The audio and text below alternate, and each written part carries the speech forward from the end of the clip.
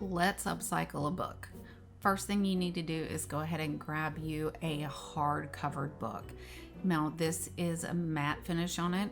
Still want to use a little bit of sandpaper on it. Definitely want to do that if you have something that's a shiny cover. So give it a little rough up, getting in the nooks and crannies, wipe it off, dust it off, get all that crumbs gone, and then gather your supplies. I found some really cute stickers at the dollar store. I have some wooden beads, some rocks, some twigs, even shells, anything that you would like to use. You could use some beads. Just make sure that what you use is not going to stick up too far off the edge of the book, because you don't want it to accidentally get knocked and popped off. We're going to be using a glue gun, and we're going to be using tissue paper and some Elmer's glue or some white glue. First thing you want to do is glue down your elements. It doesn't matter if the colors don't mix, because we're going to paint over everything. So it looks a little crazy. I even go down the spine.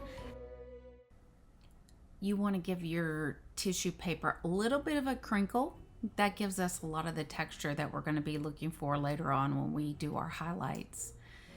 Using a paintbrush, I'm just going to apply the glue down onto the book and then start to press that paper into the glue.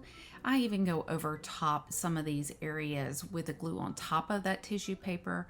Let that tissue paper go ahead and crinkle and give that great texture. Use that paintbrush to kind of get in those little crevices, so that way you'll have great texture. You'll want to go ahead and open up the book and fold down any of those edges, just using that glue, folding those down. Now, if you want your book to open up, you'll want to make sure that that dries open. So it might take a little bit more time, and then you'll do the spine as well as the back. Now the back, I don't have any elements underneath the tissue paper, so I really want to make sure that tissue paper is kind of crinkled and has really good texture. After it is all dry, it shouldn't take too long. You might need to use a hairdryer to speed that process up. We're just going to grab black paint. I'm using still that same old paintbrush I was using with the glue, and work that paint in and around the elements and all over the entire tissue paper that you have done. You'll see here I'm doing the spine as well as the back. Make sure the black paint is completely dry before you move on to doing the dry brush technique. The fun part now begins. I'm mixing up a little bit of a medium gray color. I'm going to use a dry brush technique, which means not a lot of paint on the paintbrush. I wipe it off, and I'm just going to lay my paintbrush to the side and start to reveal that texture. I will work with this medium gray color for a while, and then I will start to lighten it up. I will make it a little bit lighter and lighter. And here I'm showing you that if you have a mistake, it got too light on you, all you do is paint it over with that black and then proceed as you were, mixing up a little bit of that gray and gently just going over the entire book.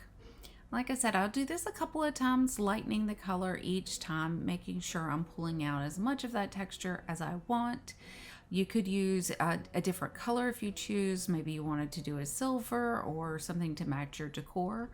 But here's the finished book.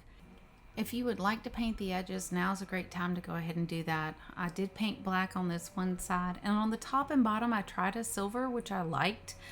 You'll see in the final product, I did dust over that black with silver. You want to go ahead and weight that book down so that the pages don't ripple. You'll see here that on that black edge, I did add a little bit of silver to it, and I thought it was a little bit fun and interesting, but do what makes your heart happy. You'll notice that the book is completely sealed. I give it a good wiggle, and there is your holiday decor. I hope you enjoyed this. I would love to see what you make. So if you'd like to, on Instagram, tag me at Maria V. Campagna.